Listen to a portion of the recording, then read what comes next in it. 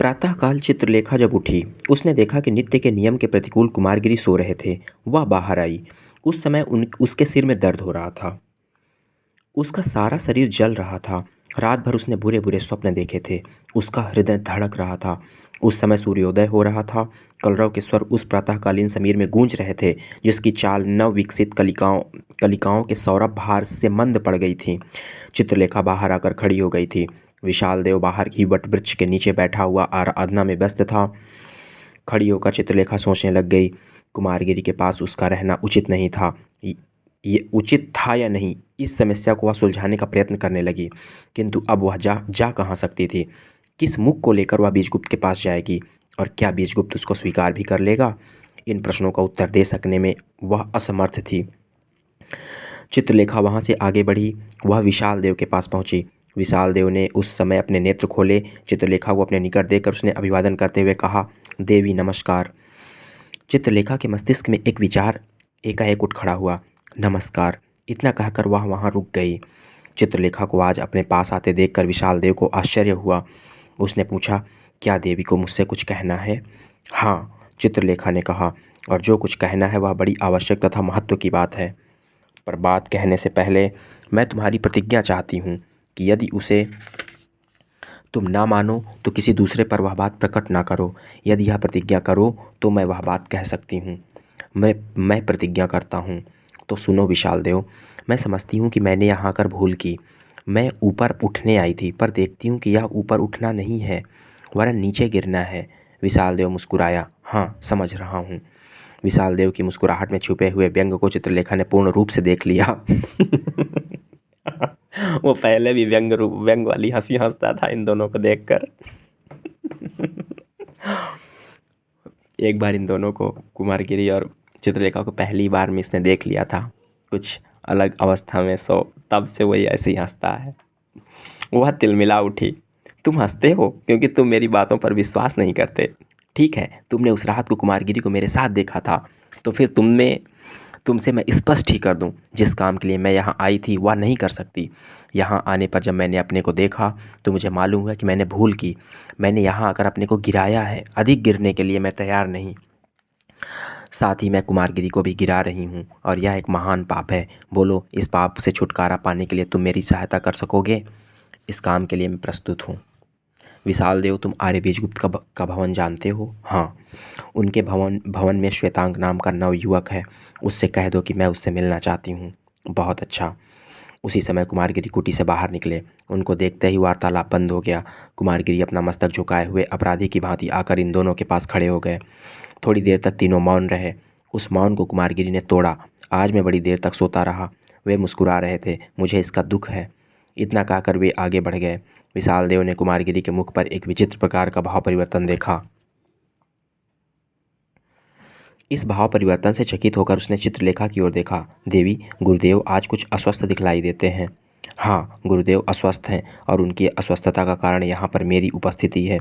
विशाल देव, तुम्हें मेरी सहायता करनी होगी, मेरे लिए नहीं, अपने गुरुदेव के लिए।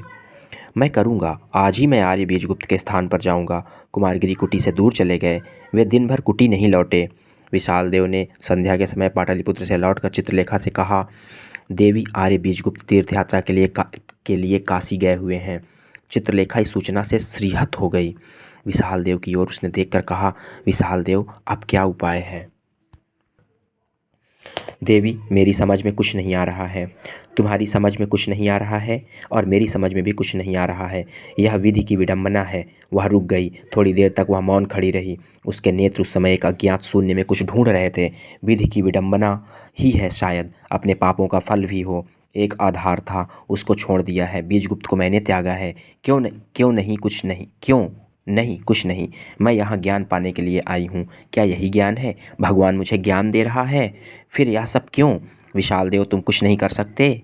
गुरुदेव, कुछ नहीं कर सकते। मैं कुछ नहीं कर सकती, और शायद भगवान भी कुछ नहीं कर सकते। जो होना है वह हो रहा है और होगा। चित्रलेखा ने नेत्र पागल की भांति चमक उठे। उसका प्रशांत मुखमंडल विकृत हो उठा। आवेश में वह कांपने लगी। विशाल देव चित्रलेखा के इस रूप को देखकर सहम उठा। देवी, क्या तुम अपने जीवन को फिर से नहीं अपना सकती? चित्रलेखा हंस पड़ी। गज जीवन को फिर नहीं अपना सकती, कैसी मूर्खता की बात कर रहे हो। मैं आगे बढ़ाई हूँ, पीछे जाने के लिए नहीं।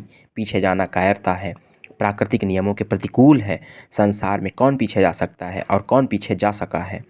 एक एक पल आगे बढ़कर मनुष्य मृत्यु के मुख में पहुंचता है। यदि वह पीछे ही जा सकता तो वह अमर न हो जाता। आगे आगे, यही तो नियम है, पाप में अथवा पुण्य में, समझे। इतना कहकर चित्रलेखा वहाँ से चल पड़ी। विशाल देव अपने सामने से जाती हुई प्रतिमा को देखता ही रह गया। चित्रलेखा के आगे बढ़ी। लता कुंज में बैठे हुए कुमारगिरी को उसने देखा। वह उस ओर बढ़ी। कुमारगिरी चित्रलेखा को देखकर उठ खड़े हुए।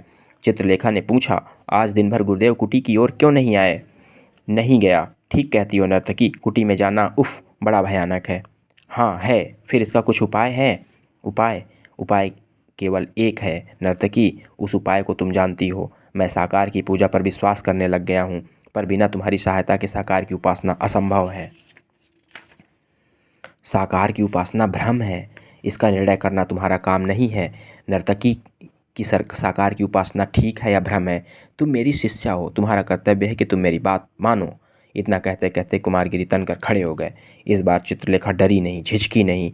उसी दृढ़ता के साथ उसने कहा, योगी अपने को भूलो मत। तुम्हारे सामने जो स्त्री खड़ी है वह इतनी असहाया नहीं है कि उस पर शासन कर सको। तुम समझते हो कि तुमने मुझे दीक्षा दी है, या तुम्हारा भ्रम है। नहीं, यहाँ पर तुम अपने को ही धोखा दे रहे हो। तुम किसे आज्ञा दे रहे हो। क्या तुम नहीं जानते हो कि जिस पर तुम शासन करना चाहते हो, तुमने अपने को उसका दास बना लिया है। क्या बात है। कुमारगिरी निस्तेज होकर बैठ गए। बैठते हुए उन्होंने करुण स्वर में धीरे से कहा, नर्तकी, मैं तुमसे प्रेम करता हूँ। चित्रलेखा हंस पड़ी। मैं जानती हूँ कि तुम मुझसे प्रेम करते हो, पर मैं तो तुमसे प्रेम नहीं करती। एक क्षण के लिए मेरी इच्छा तुम पर आधिपत्य जमाने की हुई थी और मैंने उसका प्रयत्न किया। मैं सफल भी हुई, पर उससे क्या। पुरुष पर आधिपत्य जमाने की इच्छा स्त्री के पुरुष से प्रेम का द्योतक नहीं है। प्रकृति ने स्त्री को शासन करने के लिए नहीं बनाया है। स्त्री शासित होने के लिए बनाई गई है, आत्मसमर्पण करने के लिए। स्त्री अपने से निर्बल मनुष्य से प्रेम नहीं कर सकती। करेक्ट। जिस मनुष्य पर उसने आधिपत्य जमा लिया वह मनुष्य उसके प्रेम का अधिकारी हो ही नहीं सकता। बिल्कुल सच। स्त्री का क्षेत्र है आत्मसमर्पण, अपने अस्तित्व को अपने प्रेमी के अस्तित्व से मिला देना। इसलिए स्त्री उसी मनुष्य से प्रेम कर सकती है जो उस पर विजय पा सके, जो उस पर आधिपत्य जमा सके। योगी कुमारगिरी, यहीं पर विषमता है। पुरुष का प्रेम आधिपत्य जमाना है, स्त्री का प्रेम अपने को पुरुष के हाथ में सौंप देना है। पर यहाँ बात दूसरी है। यहाँ मैं स्वामिनी हूँ, तुम दास हो। मैंने तुम पर आधिपत्य जमा लिया है, तुमने आत्मसमर्पण कर दिया है। किस बल पर तुम मेरा प्रेम चाहते हो। क्या बात है। योगी कुमारगिरी ने मौन भाव से यह बात सुनी।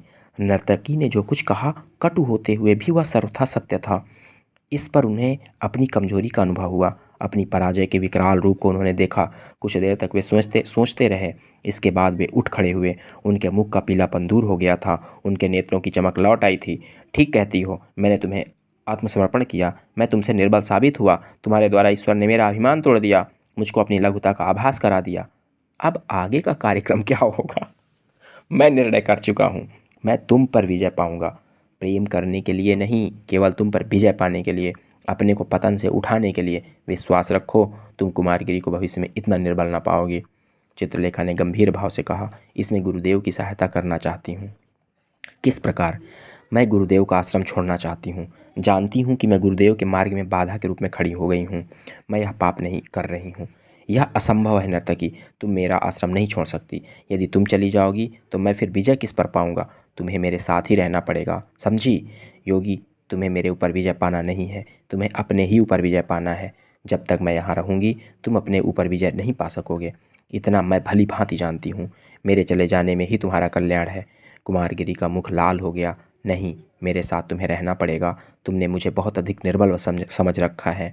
तुम्हारे जाने से मुझ में विरोध की भावना नहीं रहेगी, तो फिर मैं अपने ऊपर विजय ही किस प्रकार पा सकूंगा। अपने ऊपर करने वाले प्रयोग का एक साधन मुझको चाहिए था। ईश्वर ने तुम्हें मेरे पास इसलिए भेजा। मैं असफल रहा, पर असफलता मेरा क्षेत्र नहीं है। जब तक मैं पूर्ण रूप से सफल ना हो जाऊं, मैं तुम्हें नहीं जाने दूंगा। इतना याद रखना। ना जाने दोगे? क्या तुम मुझको रोक सकते हो? नहीं, तुम्हें मैं रोक नहीं सकता। शायद संसार में कोई भी व्यक्ति तुम्हें नहीं रोक सकता। निर्बल सबल को रोक सके यह असंभव है। मैं केवल तुमसे प्रार्थना कर सकता हूँ, आग्रह कर सकता हूँ, अनुरोध कर सकता हूँ। इतना तो तुम मानोगी कि तुमने मुझे गिराया है।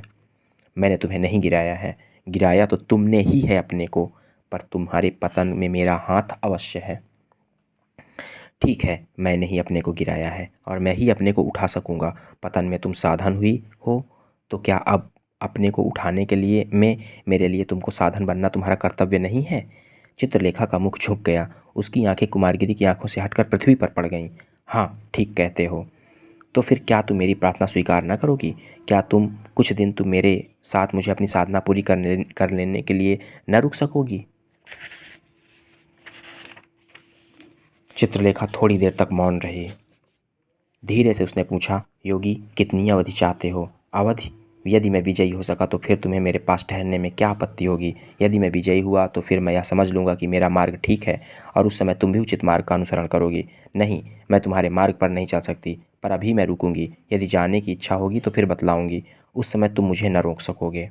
और इसके साथ ये अध्याय यहीं समाप्त होता है। मेरा नाम देव है। मैं हमेशा ही आपके लिए इस तरह की कहानियाँ लेकर प्रस्तुत होता हूँ। इस समय सीरीज चल रही है चित्रलेखा। चित्रलेखा सीरीज का ये 17वां एपिसोड है और हम और आप सभी इसको तल्लीनता से सुन रहे हैं। आप सभी से अनुरोध है कि चैनल को सब्सक्राइब कर लें और इसे सुनते रहें। ये आपको अद्भुत आनंद प्रदान करती रहेगी। धन्यवाद।